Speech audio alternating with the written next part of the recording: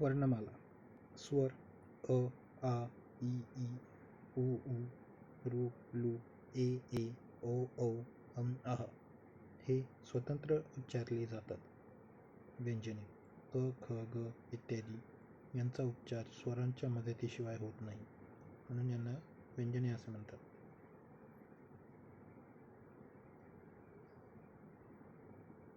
शब्दांच्या जाती हे मराठी व्याकरणातील सर्वात महत्त्वाचे घटक आहेत. शब्दाच्या 8 जाती आहेत. विकारी लिंग वचन विभक्तीनुसार बदलणारे शब्द.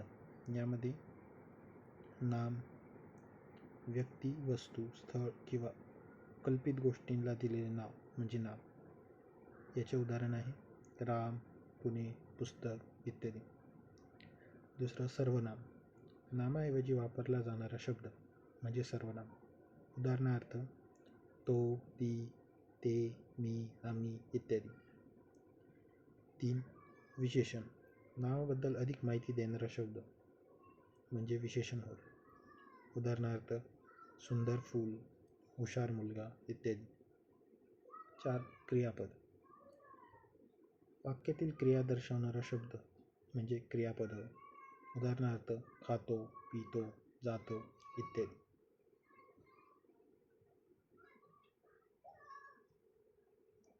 शब्दाच्या जाती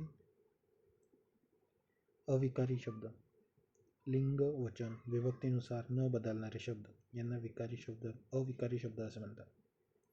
क्रियाविशेषण अव्यय क्रियेबद्दल अधिक माहिती देणारा शब्द म्हणजे क्रियाविशेषण अव्यय होय.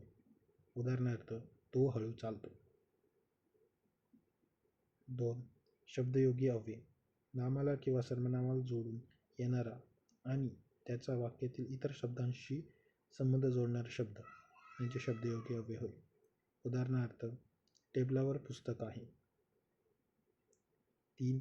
उभयान्वी अव्यय 2 शब्द किंवा 2 वाक्य जोडणारा शब्द म्हणजे उभयान्वी अव्यय होय. उदाहरणार्थ आणि, पण, किंवा इत्यादी.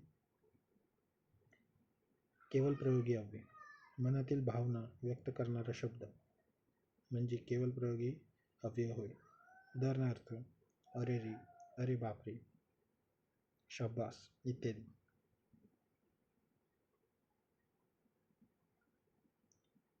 पुढील घटक आहे संधी. 2 वर्ण एकत्र येऊन एकच वर्ण तयार होणे याला संधी म्हणतात. 2 वर्ण एकत्र येऊन एकच वर्ण तयार होणे याला संधी असे म्हणतात. संधी स्वरसंधी 2 स्वर एकत्र येणे. उदाहरणार्थ विद्या अधिक आरती बरोबर विद्यार्थी. व्यंजन संधी व्यंजन अधिक व्यंजन किंवा व्यंजन अधिक स्वर. याचं उदाहरण आहे सत अधिक जन सज्जन. 3. विसर्ग संधी विसर्ग अधिक स्वर किंवा विसर्ग अधिक व्यंजन. उदाहरणार्थ नि अधिक अंतर बरोबर निरंतर.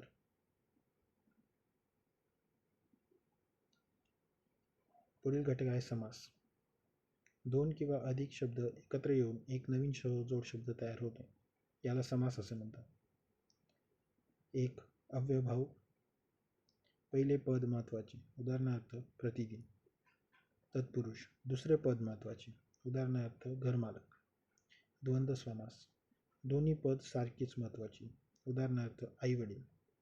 बहुव्रीही दोन्ही पद महत्त्वाची नाही तिसऱ्याच अर्थाचा बोध होणे उदाहरणार्थ नीलकंठ ज्याचा कंठ निळा आहे असा शंकर. पुढील घटक आहे प्रयोग.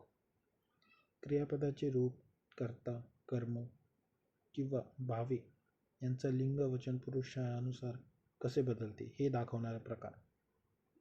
1. कर्तरी प्रयोग क्रियापद कर्त्यानुसार बदलते उदाहरणार्थ तो आंबा खातो.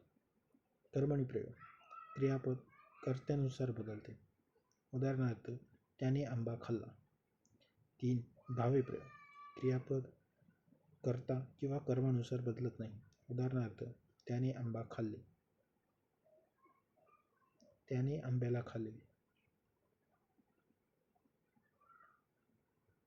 पुढील घटक आहे अलंकार. भाषेला सौंदर्य प्राप्त करून देणारे घटक. 1. उपमा. एका वस्तूची दुसऱ्या वस्तूशी तुलना करणे. उदाहरणार्थ, ती चंद्रासारखी सुंदर आहे. उत्प्रेक्षा. उपमेय हे जणू उपमानच आहे अशी कल्पना करणे. उदाहरणार्थ, तिचे मुख जणू चंद्रच आहे. यमक. कवितेच्या चरणाच्या शेवटी समान अर्थ येणे.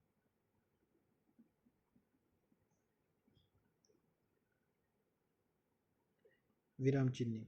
भाषेला अर्थ स्पष्ट करण्यासाठी वापरली जाणारी चिन्हे. हे तुम्ही बघू शकता. तर व्हिडिओ आवडला असेल तर व्हिडिओला लाईक आणि चॅनल सबस्क्राईब नक्की करा. धन्यवाद.